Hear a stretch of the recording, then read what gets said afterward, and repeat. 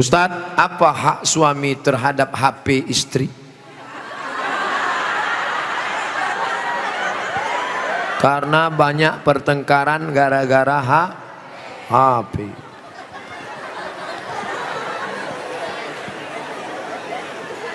Lima hak ibu terhadap bapak. Catat, ingat baik-baik. Pertama, makan. Ibu tadi sudah dikasih makan? Yang kedua, pakaian. Ibu sudah dikasih pakaian? Karena sekarang banyak perempuan yang tidak diberi pakaian oleh suaminya. Tinggi istrinya 175 tapi dikasih kain cuma 50 cm. Kurang kain. Kadang belum selesai di tempat tukang jahit sudah dia ambil. Kadang kainnya panjang, resleting belum dipasang. Pas jalan kelihatan. Ustadz kok tahu? Saya ngelihat. Ibu sudah dikasih makan, ibu sudah dikasih pakaian, ibu diberikan tempat tinggal yang layak menurut kemampuan masing-masing. Sudah? Keempat, ibu mesti diberi pendidikan. Yang ngajar ibu ngaji, bapak. Yang ngajar ibu sholat, bapak. Yang ngajar ibu akhlak, bapak. Bapak adalah guru di rumah. Dan yang kelima adalah perhatian. Maka ibu selalu diperhatikan, dari mulai jilbabnya, dari mulai pakaiannya, termasuklah HP ibu diperhatikannya juga. Kok dari tadi sini Ustadz Somad, suatu ketika istri saya pergi kerja dan saya masuknya siang, tiba-tiba HP-nya berdering. Saya cek, rupanya mantan. Dia cari lagi di FB dan mereka sudah jalan-jalan, Pak Ustadz. Hati saya selalu galau tiap hari. Jangan-jangan dia sudah buat ini, jangan-jangan dia sudah jalan ini, jangan-jangan sudah. Bayangkan menderitanya seorang laki-laki gara-gara HP istri yang sudah macam-macam. Gara-gara apa itu? Facebook, Twitter, BBM, WhatsApp, Instagram. Oleh sebab itu jaga ini masalah HP ini, jaga baik-baik. Ini Ustadz Somad gak enak, selalunya HP perempuan aja. Oke, sekarang kita balik. Bagaimana dengan HP bapak-bapak yang lebih banyak perhatiannya ke HP, yang kata-katanya merayu, menggoda? Oleh sebab itu ini mesti dijaga. Kalau tidak, duduk bersama, bapak sama ibu duduk, HP-nya buat baliho besar-besar, judulnya mau dibawa kemana hubungan ini, atau buat besar-besar, jangan ada HP di antara kita. Saya mau nanya Pak Ustadz, gimana caranya mengelola keuangan keluarga secara islami jika suami istri bekerja? Ar-rijal, lagi-lagi Al-Quran. Semuanya yang menyelesaikan masalah ini Al-Quran. Ar-rijalu qawwamuna 'alan nisa.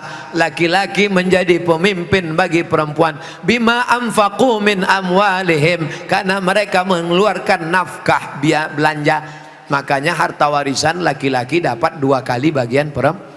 Ibu kalau 25, bapak dapat 50. Ibu kalau dapat 50, bapak dapat 100. Kenapa? Karena yang menanggung biaya pernikahan mahar bapak, yang menanggung sekolah anak bapak. Sekarang ibu memang anak orang kaya, punya ruko 2, rumah batu jendela kaca, punya bapak yang sudah sakit asma 2 hari lagi meninggal. Kaya. Si bapak juga punya duit yang sama. Bapak punya duit, ibu punya duit, menikah. Apa beda duit bapak dengan duit ibu? Dalam duit bapak ada hak ibu, tapi dalam duit ibu tidak ada hak bapak.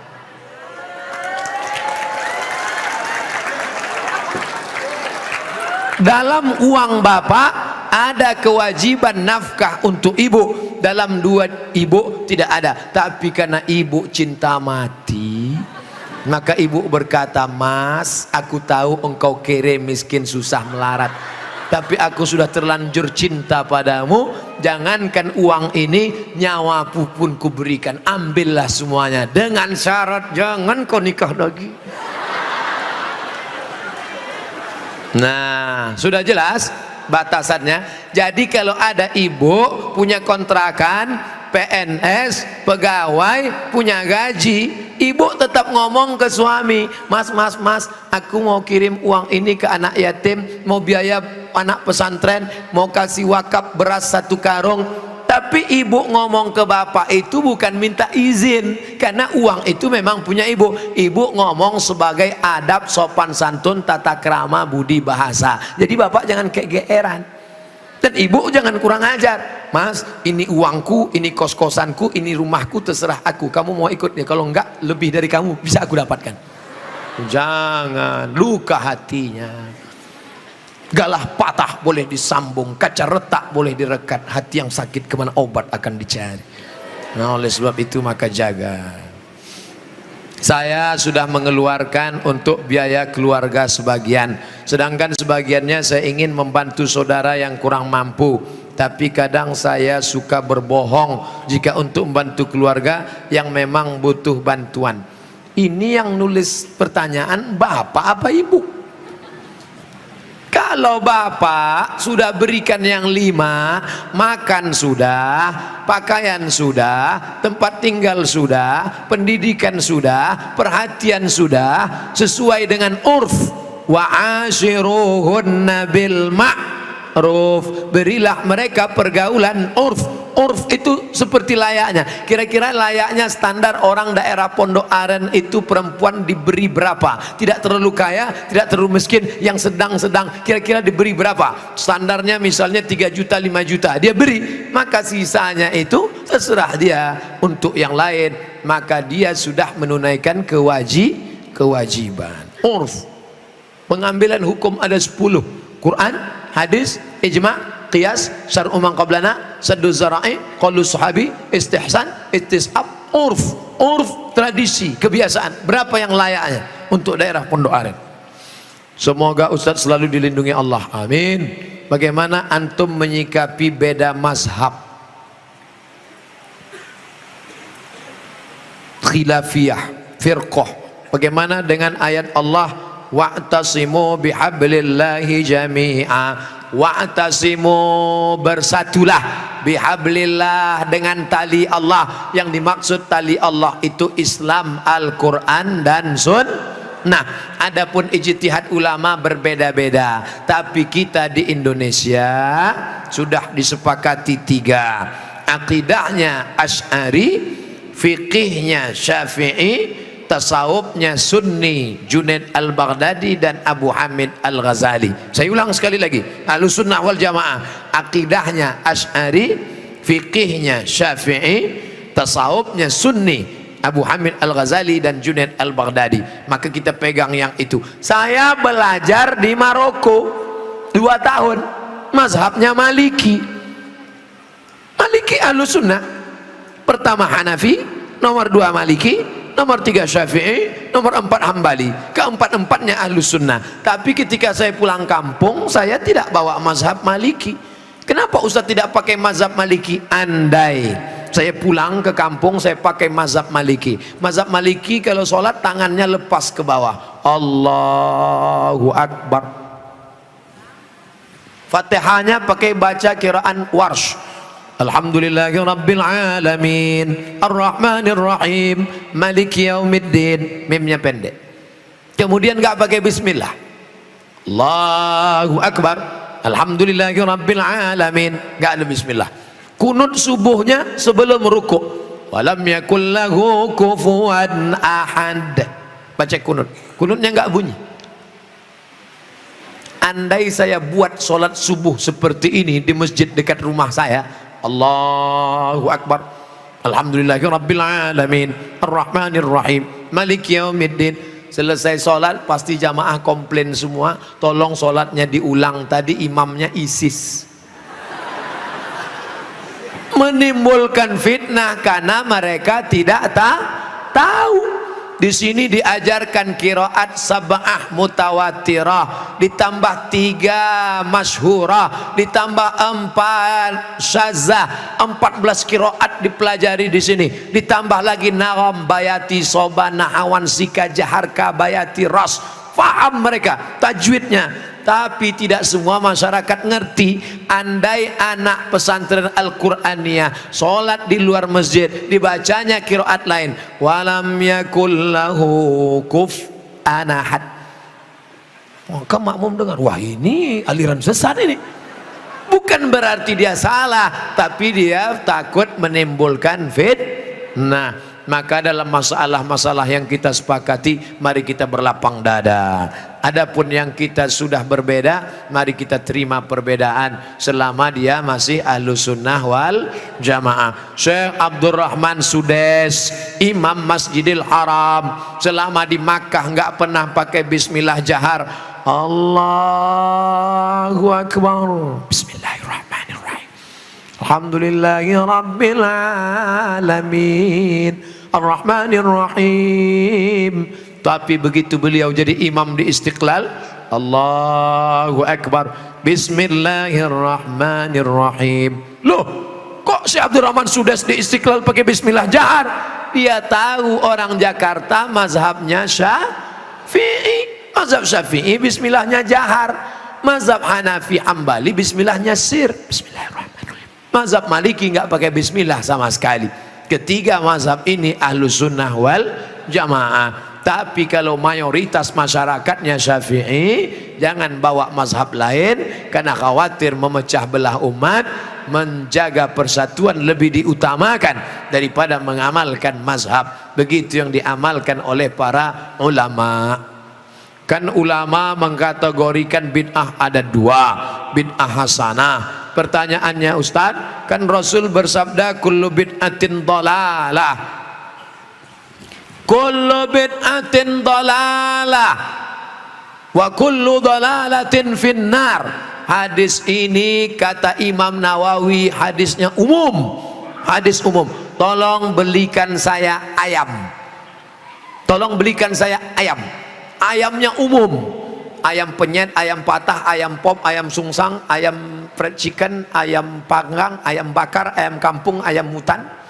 Ayam apa? Setelah di jalan dia bingung, ini ayam apa? Nelpon sekali lagi, ayam apa? Ayam pop.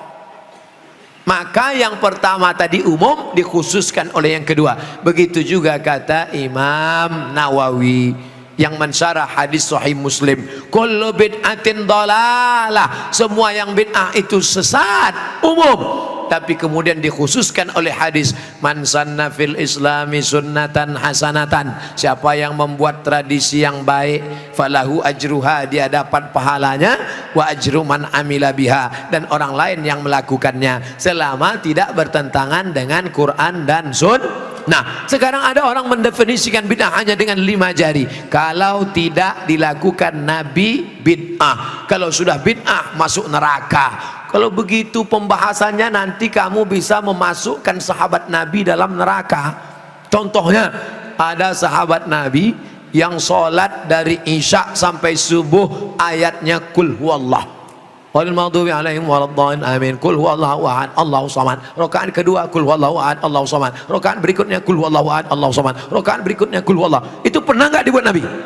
Enggak pernah. Kalau dipakai definisi, kalau enggak dibuat Nabi bid'ah, berarti sholat pakai kul huwallah dari Isya sampai subuh bid'ah, masuk neraka. Nama sahabat Nabi yang sholat begitu siapa? Qatadah bin Nu'man dalam kitab hadis Musnad Ahmad bin Hambal. Tapi perbuatan itu dibenarkan Nabi, sunnah takririyah. Oke, itu Nabi masih hidup. Bagaimana dengan Abu Hurairah? Abu Hurairah sebelum tidur malam menyimpul tali 2000 simpul tali dipakai bertasbih sebelum tidur malam. Subhanallah, subhanallah, subhanallah, subhanallah, subhanallah. Ada diajarkan Nabi, hai orang-orang beriman, sebelum kau tidur malam ambil tali jemuran, buat 2000 simpul, sebelum tidur petik 2000. Ada? Tidak ada. Jadi kalau didefinisikan, kalau tidak dibuat Nabi bid'ah, engkau sudah memasukkan sahabat Nabi ke dalam neraka, karena definisi yang singkat, yang pendek, pemiskinan. Oleh sebab itu ulama faham, sudah saya tulis lengkap dengan dalil-dalilnya, 444 halaman terkait masalah bid'ah. Tidak semudah itu saudaraku.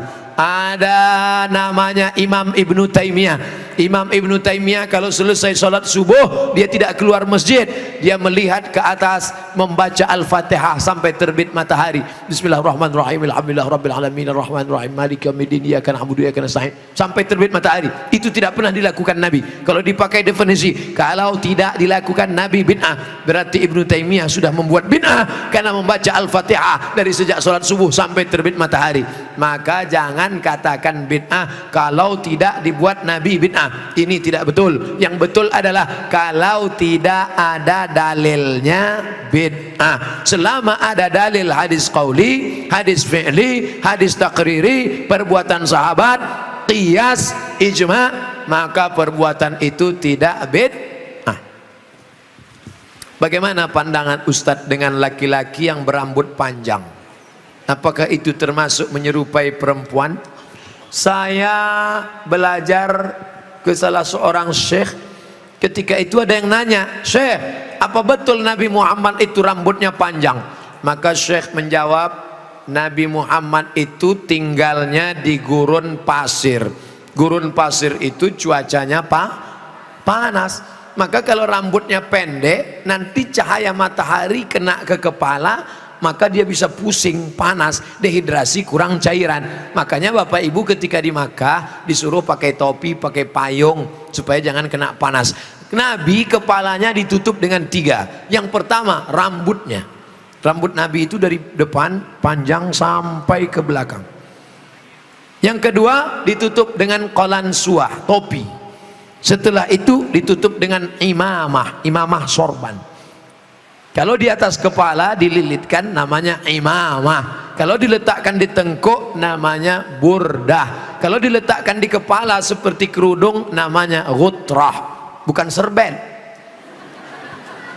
Jadi Nabi kepalanya ditutupi dengan 3. Pertama rambutnya panjang sampai ke tengkuk, dari depan ini sampai ke tengkuk segini, tebal. Yang kedua qalansuah, kain penutup. Setelah itu baru sorban. Maka kita pun, kami pun ketika kuliah dulu di Arab pakai sorban. Pakai untuk apa? Supaya jangan kena panas terik. Musim dingin di bawah derajat 0, 5 derajat, 10 derajat, di bawah 0 dingin. Maka kepala juga ditutup pakai sorban. Sekarang kenapa Ustaz nggak pakai sorban? Saya sekarang kepanasan. Tapi saya tidak menyalahkan para habaib pakai sorban. Mereka mengikuti sunnah Nabi Muhammad sallallahu alaihi wasallam. Nah, jadi kalau ada laki-laki berambut panjang, tapi rasanya di tempat kita rambut panjang bukan untuk menutup kepala biar supaya jangan panas. Justru tempat kita makin rambut panjang makin kepanasan, ketombe. Jadi kira-kira rambut panjangnya kenapa? Kenapa rambut panjang? Ini. Tapi tidak semua yang berambut panjang itu karena mengikuti perempuan. Jadi tidak bisa kita hukum serta-merta kalau rambut panjang LGBT. Enggak. Maka yang LGBT itu kalau menyerupai perempuan, la'anallahul mutasyabbihin minar rijal bin nisa. Allah melaknat laki-laki yang menyerupai perempuan dan perempuan yang menyerupai laki-laki. Mudah-mudahan anak kita terjaga dari LGBT. Tapi sebetulnya LGBT itu nama yang terlalu keren. Orang malah bangga sekarang disebut itu LGBT, itu bangga. Saya tidak setuju dengan LGBT, tapi saya malu mau nyebutnya di depan para kiai. Boleh saya sebut? Jangan sebut LGBT. Buat sebut nama yang mengejek, merendahkan, menghinakan. Apa namanya? PLT, penyuka lobang tai. Itu yang cocok bagi mereka. Kotor, najis. Zaman Nabi LGBT ini hukumannya man wajadtumuhu ya'malu amala qaumi Lut. Kalau kamu menangkap ada orang yang melakukan perbuatan Nabi Lut, faqtulul fa'il wal maf'ul, pancung kepalanya, hukum mati. Untung dia hidup bukan zaman Nabi Muhammad. Kalau hidup zaman Nabi habis, selesai. Bapak Ibu yang dimuliakan Allah Subhanahu wa taala. Ustaz berani ngomong gini apa enggak takut nanti ditangkap bencong? Ngapain takut? Banyak yang bela saya. Tapi pas pulang nanti sendirian ngeri juga ini. Insyaallah wa ta'awanu 'alal birri wat taqwa, saling tolong menolong dalam kebaikan dan ketakwaan, wala ta'awanu 'alal itsmi wal udwan. Ingatlah saudaraku, ada satu kampung namanya kaum Sadum. Pernah dengar kata Sadum? Dari kata sadum inilah muncul istilah sodomi. Sodomi artinya perbuatan orang sadum, umat Nabi Lut. Bagaimana hukuman Allah? Ja'alna 'aliyaha safilaha. Bagian atas kami turunkan ke bawah, bagian bawah naikkan ke atasnya. Lalu kemudian amtarna alaihim, kami hujani mereka dengan apa? Hijaratan, batu-batu, min sijilin mandud, dari batu tanah liat yang dibakar di api neraka. Itulah sekarang di Yordania, tempatnya bernama Al-Bahrul Mayyit, bahru laut, mayit mati, Dead Sea, dead mati, sea laut, Dead Sea laut laut mati. Kenapa disebut laut mati? Karena airnya terlampau asin sampai ikan pun tidak bisa hidup di dalam. Orang kalau pergi ke laut mati ngapung di atas karena kadar garam yang tinggi. Nah, siapa yang punya kadas, kurap, kudis, gatal-gatal, mandi di situ sembuh. Di Yordania. Bapak Ibu yang dimuliakan Allah Subhanahu wa taala, Pompei salah satu kampung yang diisi oleh homo. Lalu kemudian datang lahar dari bukit turun ke bawah, rata dengan tanah, sampai mereka berubah menjadi patung-patung batu karena ditimpa oleh lahar. Tidak sempat merubah ekspresi wajah. Ekspresi wajah orang homo yang mati dalam keadaan melakukan hubungan seksual terlarang tak sempat merubah dari wajah kesakitan dengan wajah penderitaan. Begitu yang dialami masyarakat Pompei. Oleh sebab itu kita berdakwah, mengajak bukan karena benci tapi karena ingin menyelamatkan supaya kita selamat. La ta'murunna bil ma'ruf, ajak mereka berbuat baik, wala tanhauna 'anil munkar, larang mereka jangan sampai melakukan perbuatan mungkar. Kalau kamu diam saja, aku tidak khawatir, kata Sayyidina Ali, aku tidak khawatir tentang betul dan batil, batil dan betul, karena dunia ini isinya betul dan batil. Yang aku khawatirkan adalah ketika kebatilan merajalela, orang yang betul diam. Karena orang betul diam, maka orang batil menyangka betul, yang betul menyangka batil, batil betul, betul batil. Orang yang betul diam, ibu yang betul diam, bapak yang betul diam, yang batil berkuar. Akhirnya yang batil merasa betul, orang yang betul diam 1000 bahasa. As-sakitu anil haq syaitan akhras. Orang yang betul tapi diam melihat kebenaran diinjak-injak, dia adalah syaitan akhras, setan bisu. Begitu kata Imam Abu Ali Ad-Daqqaq yang dikutip oleh Imam An-Nawawi dalam kitab Al-Minhaj Syarah Sahih Muslim Ibn Al-Hajjaj. Maka bersuaralah saudaraku, anak-anak muda, lawan kemungkaran ini. Terus berperang dengan HP-mu. HP-mu adalah senjata, bukan menebarkan kebencian, bukan menebarkan hoax, tapi dalam rangka watawasau bil haq watawasau bis sabr. Allahu akbar. Itulah kaji kita pada malam hari ini. Tausiah sudah 60 menit, menjawab pertanyaan 30 menit. Pas setengah 11, dari jam 9, 10, setengah 11 kita lanjutkan dengan membaca doa ala hazihin niyah al-fatihah.